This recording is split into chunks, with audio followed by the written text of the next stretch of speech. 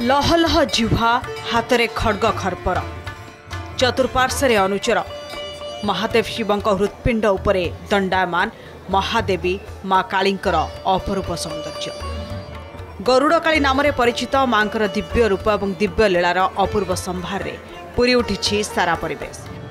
जाजपुर सहर में कहीं केउ कालरू गरुड़ मंदिर निकट में पूजा पाई आसुछंती माँ गरुड़काली।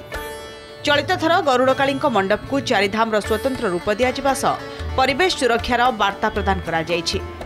आकर्षणीय तोरण सांगू मां दर्शन पर जिला तथा जिला बाहर श्रद्धालुंकर बेस भिड़ जमुछि। पूजा कमिटी पक्षरु श्रद्धालुंक दर्शन पर समस्त बंदोबस्त करा जायछि। गरुड़काली ए जो पीठ कराई एठी गरुड़ रही गरुड़ मंदिर पाखर थी देखिए गरुड़ कुंड रही एठी काली होती आद्य सारा भारत वर्ष चार्टा पीठ कामरू पीठ पूर्णाचल पीठ जालंधर पीठ उड्डयन पीठ है ओडिशार मुख्य एवं ये उड्डयन पीठरे मुख्य देवी होती तांत्रिक पूजा 22 अक्षर अर्थात 22 अक्षर मंत्र पूजित पांच बामाचार नीति पूजित जी मृण्मयी मूर्ति वर्तमान जाजपुर सहर में निकटवर्ती अंचल में पूजा पाँच से सबुठारु प्राचीनतम होती गरुड़ काली जहाँ को आम आद्य काली बोली कही था। उद्देश्य हूँ कहबार यह जे प्रथम मृण्मय मूर्ति ही माधपुर ग्राम रे गरुड़ काली पूजा द्वारा संपादित होइथिला। माँ गरुड़ काली को नहीं रही अनेक किंवदंती। प्रतिवर्ष मां निकट में स्वतंत्र रीतिनीति पूजार्चना करा जाए। वर्तमान मां निकट में आमिष भोग लगी होछि।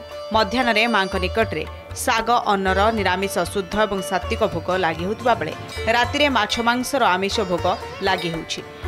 मां निकट में जे जहाँ मनस्कामना करे ता पूरण हुए बोली श्रद्धालुंकर रही अतुट विश्वास।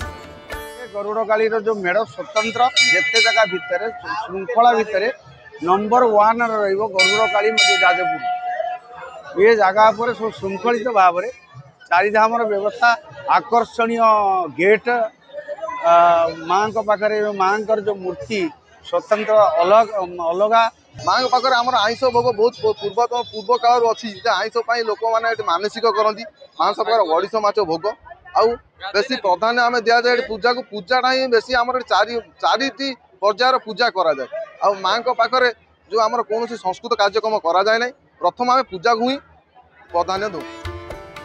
चलित वर्ष सहर प्राय 42 पूजा मंडप रे श्यामाकाली और लक्ष्मीनारायण पूजा पाउछंती किंतु गरुड़काली मंडप नियारा साजसजा दर्शक और श्रद्धालुंक मनरे स्वतंत्र छाप छाड़े।